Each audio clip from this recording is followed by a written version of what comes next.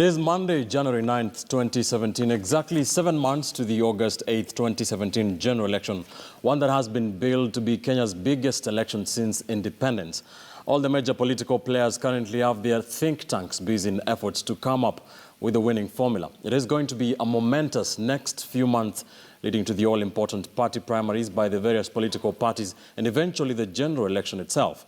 Over the past few weeks, the ruling Jubilee coalition and the opposition have been embroiled in exchanges of a vital part of the electioneering process, changes to the Elections Act of 2016 that will see the Independent Electoral and Boundaries Commission, IEBC, use a manual backup of the voter register in the forthcoming polls. It is a colossal issue that has continued to shape political alignments as the now joint opposition seeks the blueprints that will bundle Jubilee out of power. Jubilee, on the other hand, have continued to deal the opposition blow after blow, the latest one being the passing of the contentious changes to the electoral laws by Parliament, basically by Jubilee lawmakers who enjoy superior numbers in both houses of Parliament. And now the nation is waiting to know if it will endure another round of street protests over the contested electoral reforms. The opposition political parties, elected leaders, political aspirants, religious leaders and civil society organizations will be converging at the Bomas of Kenya here in Nairobi, where sources have told KTN News that a major decision will be made on the way forward. Perhaps even the much talked about National Super Alliance NASA movement will be born in this meeting. This also coming at a crucial time for both sides of the political divide. The IEBC will start the second and last round of mass voter registration this coming week, and all political parties will want to focus their energies on getting their supporters to register as voters. So which way your position, mass action or fresh talks? Thanks for joining us on the broadcast. I'm Ben Kitili.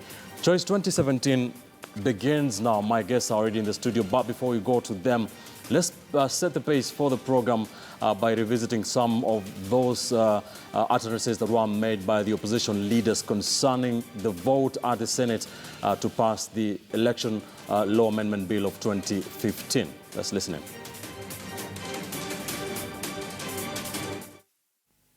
I want to address my friend President Uhuru Kenyatta.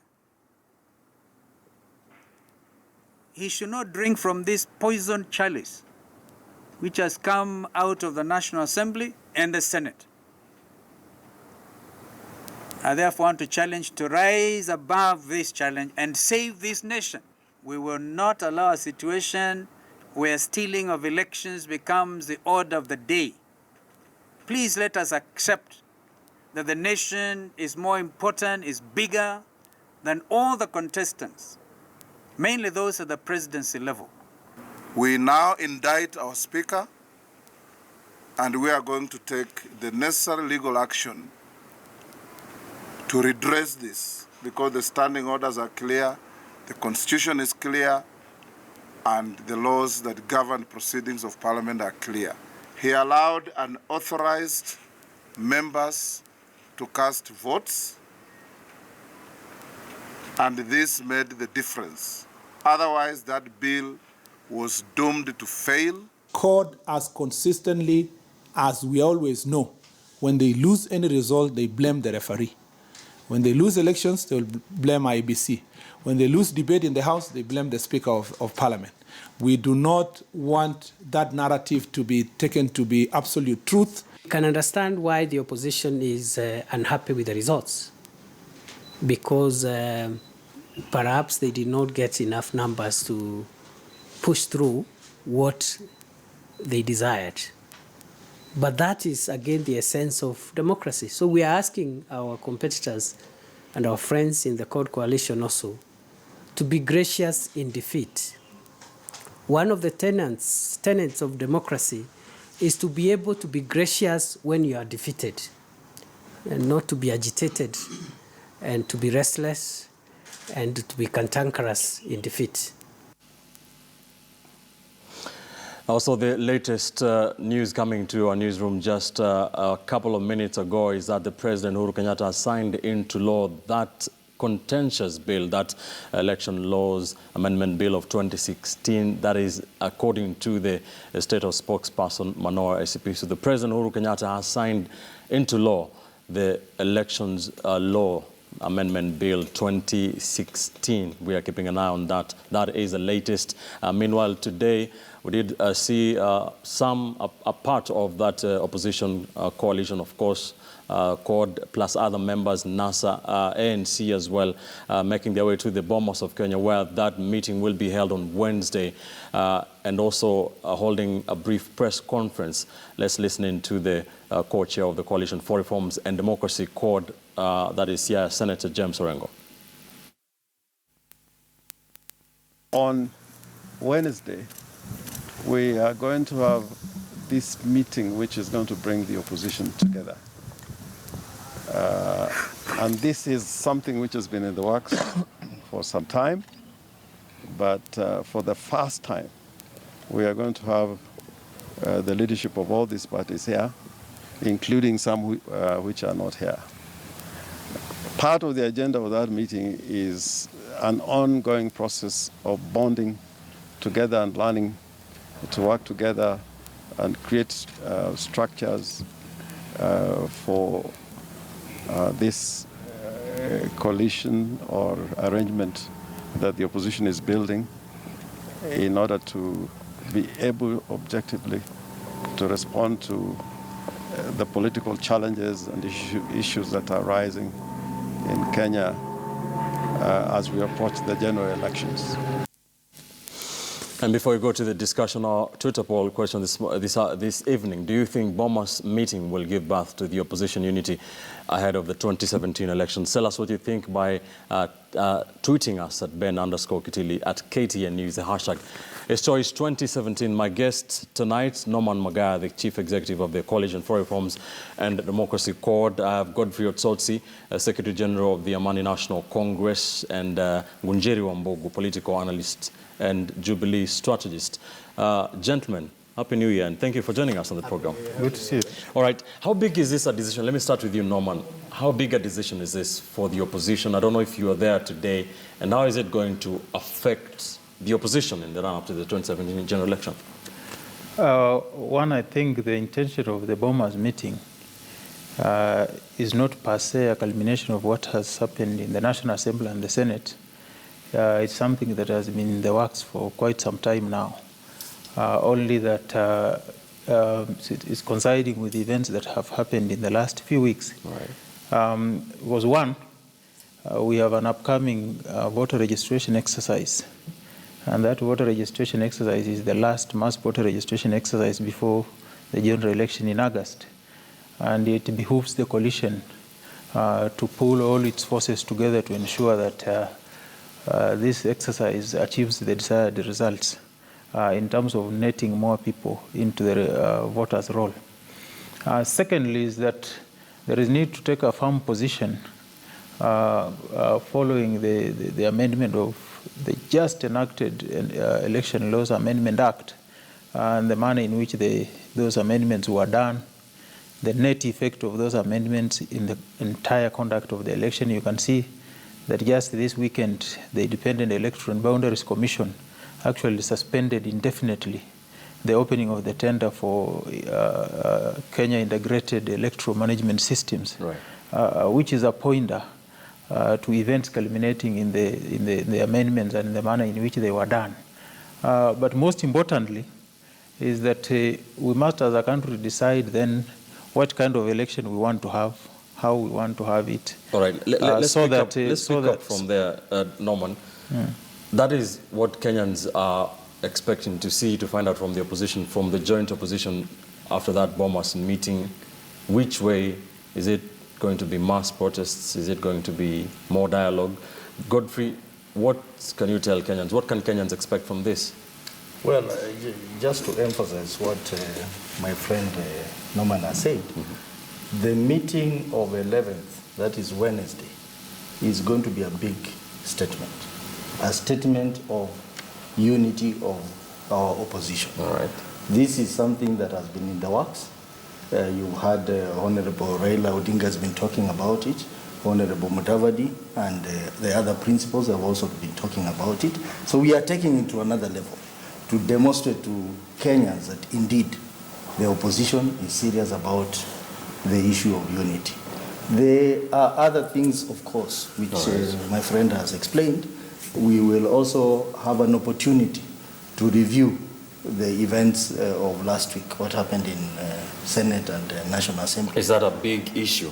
It is a from big where you issue. stand? It is a big issue because we see a clear plan by our competitors in Jubilee to try and manipulate the election laws in their favor. Because the way they have handled the process, clearly there is a sinister motive around it. All right. We'll try to bulldoze rules right. and changes. We will also take an opportunity to tell our aspirants to engage actively in mobilizing people to register as voters in their respective areas. All right. We'll talk about that unity in the opposition that you talk about. I want us to talk about the issue of the electoral laws.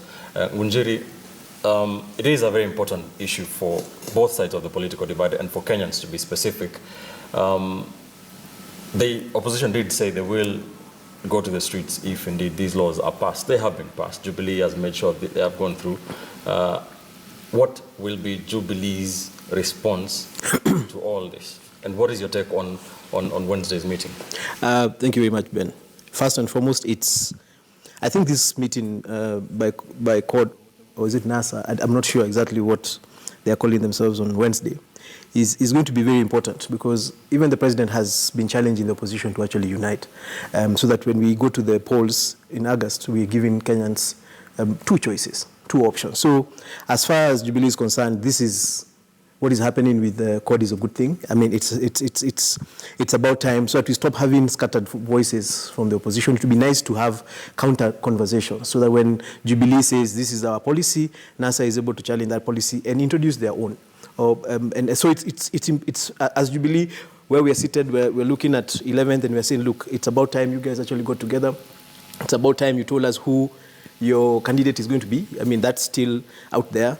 7 months to the elections, we still have no idea who we are going to be up against. And of course, that does make for a bit of confusion. However, the point that is quite clear to us is that right now, there's nothing new that CORD and ANC are going to be doing. Because if you remember in 2013, the competition was between Jubilee, as it stands today, and the coalition that is coming together on 11th, as they stand today. And the president still managed to get 50% plus one. So it doesn't matter what these guys do. And in between 2013 and now, some people have left, like myself, who was on their side. So they've lost votes. That coalition for 11th has Musalia Mudavadi. But you see, Musalia was still running as a candidate. So when you combine Musalia's votes, Raila's votes, Martha Karua's votes, who has moved out, you get Peter Kenya's votes, who has moved out. All those votes combined were still less than what Uhuru got. Is it the same when Mudavadi was alone and if he joins hands with the likes, with CORD? Well, a lot has changed.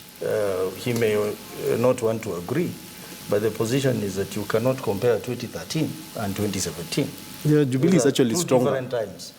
2013, people knew very little about the Jubilee leaders. Now we know more about them. We know how corrupt they are. We know how incompetent they are. We know how confused they are. So we know more about them. And Kenyans will be making a decision to determine a leadership that will take them forward. And that leadership cannot be Jubilee leadership. But they are also incumbents. You know, but you see, Ben, protocol for purposes of just balance. You know, these two guys are on one side, and so just for fairness, you might want to allow me to speak every time one of them speaks, because I just want to speak to what he said. Nothing new to what he said. Nothing new. You see, there's been quite a fundamental change between 2013 and 2017. In fact, I dare say that 2013 cannot be repeated because the incompetence exhibited by those who were managing the CORD campaign in 2013 cannot be entertained in 2017. Nobody is going to sleep on his laurels.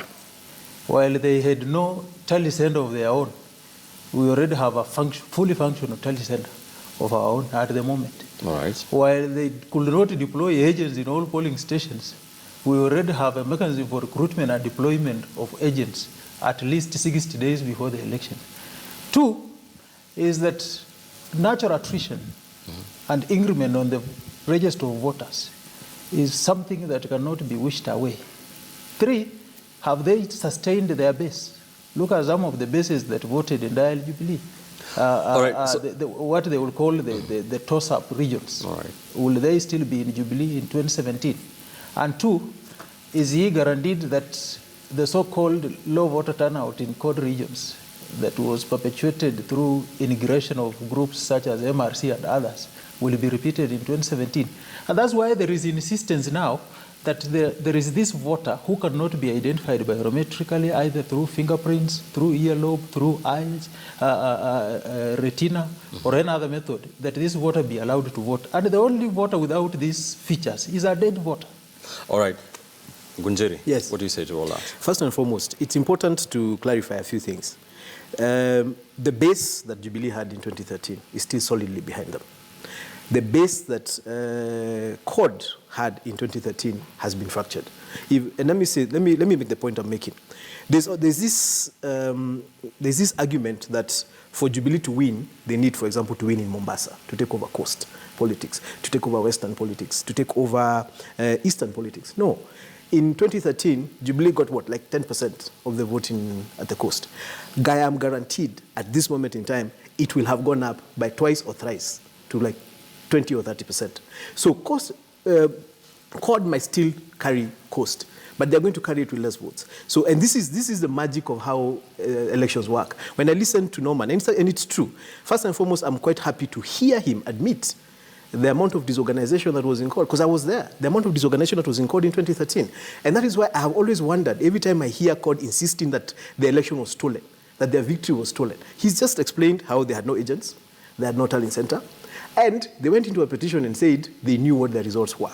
So part of what has happened between 2013 and 2017 is that Kenyans have also learned who CORD is. They're talking about corruption. We have seen a situation where the president's allies and closer political associates are mentioned on vis-a-vis corruption, and he fires them. We have seen where the opposition people are mentioned on corruption and accused even of their own. For example, Hassan Joho has been accused of corruption by Hassan Omar. They're in the same coalition. Nothing has been done.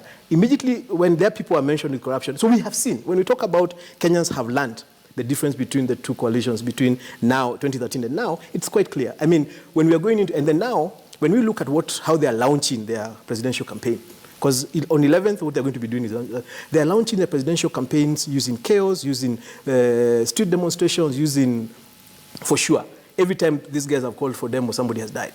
So essentially what we have been told is, this is how we are going. So by the time we get to 2017, we're going to be looking at a comparison between peaceful, there's a coalition that is insisting on peace, there's a coalition that is insisting on order, institutions, and democracy, and a coalition that is insisting on chaos.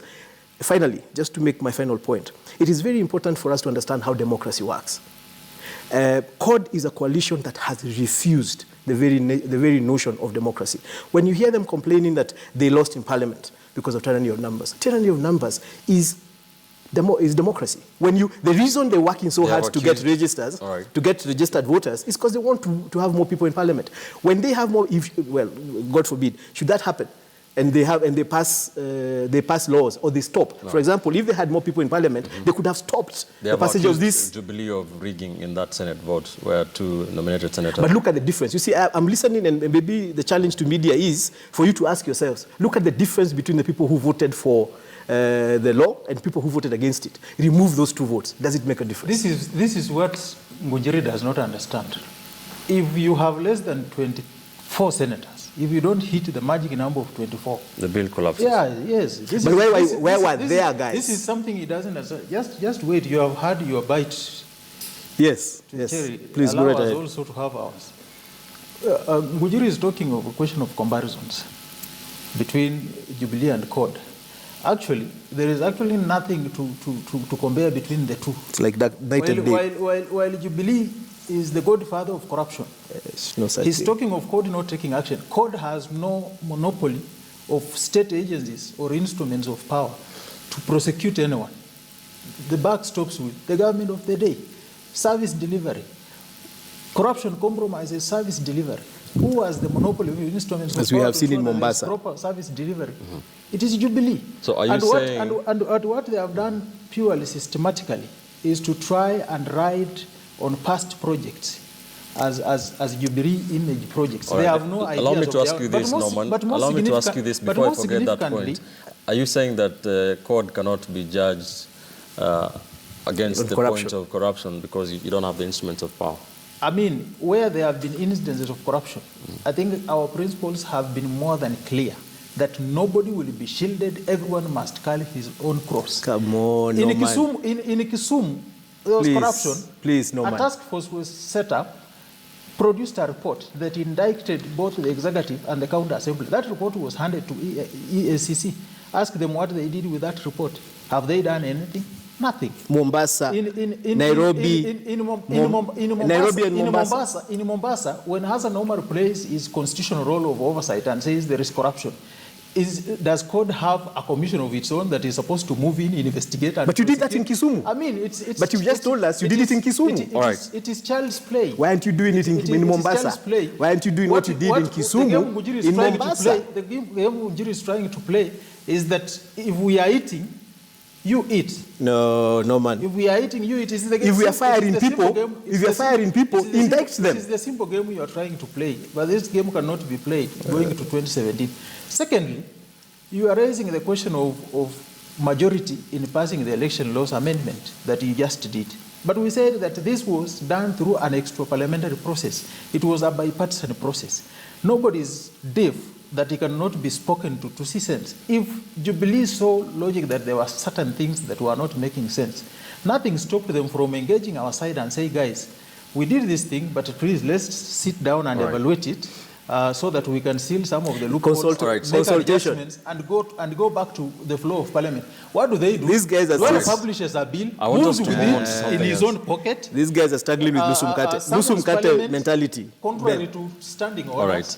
All right. Let's move on. I want Ngunjiri has accused your coalition of being launched or launching the presidential flag bearer or whatever will be coming out of Wednesday's meeting on a disorderly kind of note. Before you answer that, let me take you to what happened earlier today in Kapseret in Eldoret, the county of Uasin Gishu, during the burial of former nominated member of parliament Mark Tor, where there were some political undertones as expected. Gatundu South Member of Parliament Moses Kuria, telling Oburu Oginga that he was sending him to the court leader Raila Odinga to tell him that Kenyans want a peaceful election. And this was a reaction from Oburu Oginga, who said that Raila Odinga does not have the instruments of peace. Let's listen into that. And this is our country. And we all want peace in our country. And Moses Kuria has sent me to Raila to talk about peace. But Raila, unfortunately, does not have the instrument of violence. He does not have the instrument of peace. It lies with His Excellency, the President. So that message would have been directed elsewhere. Nominated Senator Oburu Oginga. Let's talk about this before we go for a short commercial break. The issue that will be focused on in Bomas, one of them, that is, of course, the way forward concerning these electoral laws. What is going to influence the opposition's decision? Because the laws have been passed. As we have seen, the President has already signed them into law. What is going to be the major factor there? And what do you say to the fact that he's accusing you of being a disorderly coalition? Okay, first of all, we must understand that the election laws, it was a negotiated law. You remember we had a joint committee in Parliament that was looking through issues of electoral reforms, and they came up with that election law. So it was not in order for Jubilee government to try and bulldoze changes in Parliament without listening to the other party. And that's why the opposition is saying this is not proper. So on Wednesday, one of the things we'll be talking about is the way forward on the matter of election laws. And whatever decision that is going to be taken, I'm very confident that the members of the opposition are going to pursue it and pursue it to the end, because we will not allow Jubilee to try and manipulate the legal process of this country in their favor for short-term gains. Number two, Bwana Wambugu has talked about comparing the opposition, that the opposition is not doing this, the government is doing this. I want to tell Mr. Wambugu that those are signs of incompetence. You cannot keep on blaming the opposition that we are doing this and the opposition should do. We don't have instruments of power. They have the instruments of power. What are they doing with the instruments of power?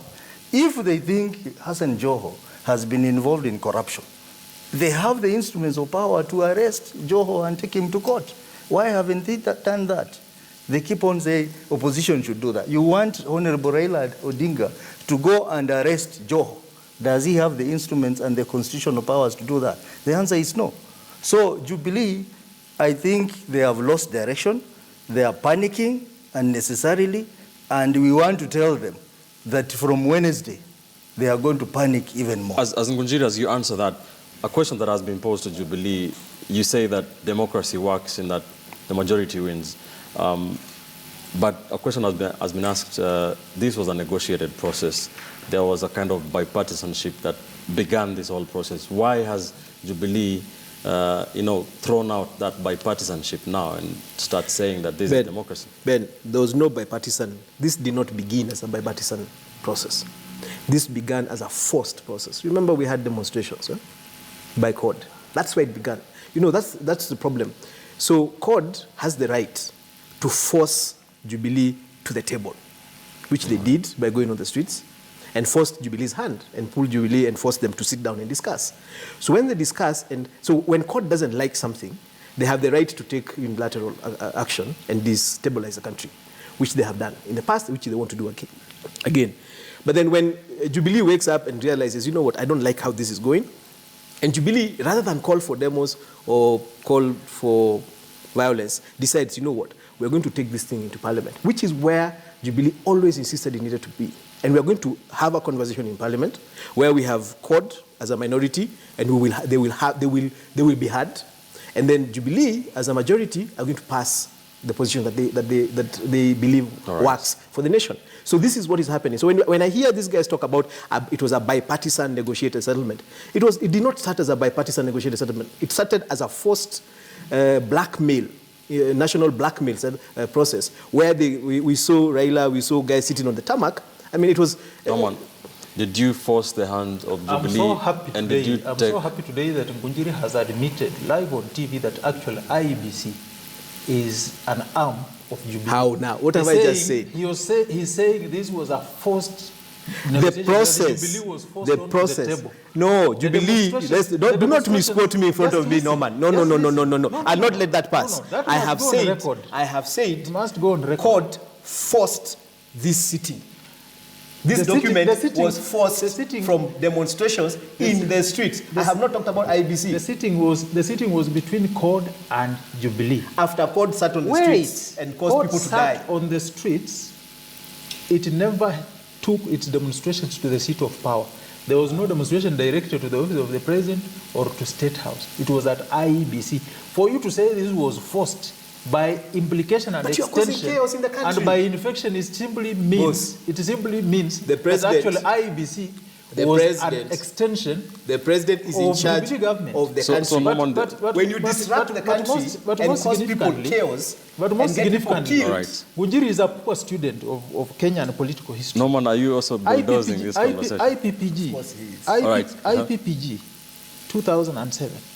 It was as a culmination of demonstrations to push for electoral reforms. Do you believe demonstrations are constitutional rights provided? Including destroying property.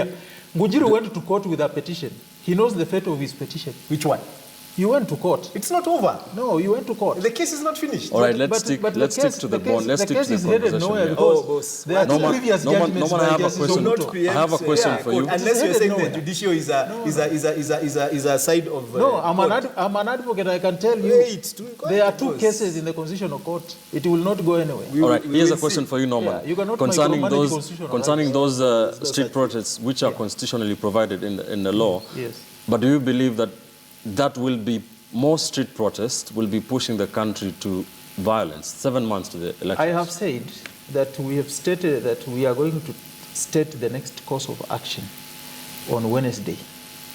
We had said that we will do mass action from 4th January. We said we will give the Senate time to be able to pronounce itself on the bill. They did. After that, we said we will go to Bomas on 11 and state our next course of action. The Constitution provides an avalanche of options on how to confront this issue.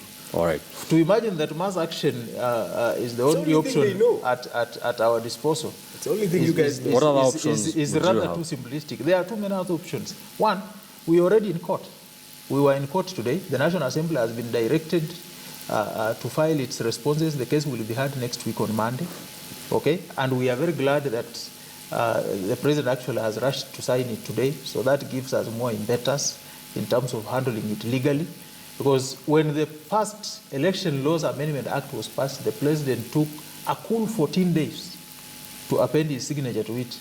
And that made the timelines that are set in that bill, most of them have been missed by virtue of the President delaying to sign. And even after he signed it, he took another 21 days to publish that bill to take effect as a law. So you can see the kind of bad faith manifested by the President in terms of enacting election laws. But if Ngunjiri was as confident as he is stating, if he was confident that Jubilee is in control of the political process and on its way to victory, they will not be tampering with the election laws whose only security is providing for a credible election as provided under Article 86 of the Constitution. And we have stated that we are not just going to accept any other kind of election. We will only accept an election that is consistent with the standards set out under Article 86, an election that is accountable, verifiable, free, fair, and that is credible. We say that is the only election we will be able to subscribe to. And we've said that peace and election have only one nexus. I want Ngunjiri to respond to that. I want Ngunjiri to respond. Then I'll ask Godfrey what that means when you say you'll only subscribe to an election that you deem free and fair. Ben, there's something I need to tell Norman to go and take as a message to the opposition. I'm not a messenger, Ngunjiri. No. I'm not a messenger, my friend. My brother. I'm not a messenger. I'm an advocate of the High Court of this country. You are the CEO I'm not a messenger. CORD. If you are a messenger in Jubilee, sorry. I am sending you as a CEO of CORD. All right.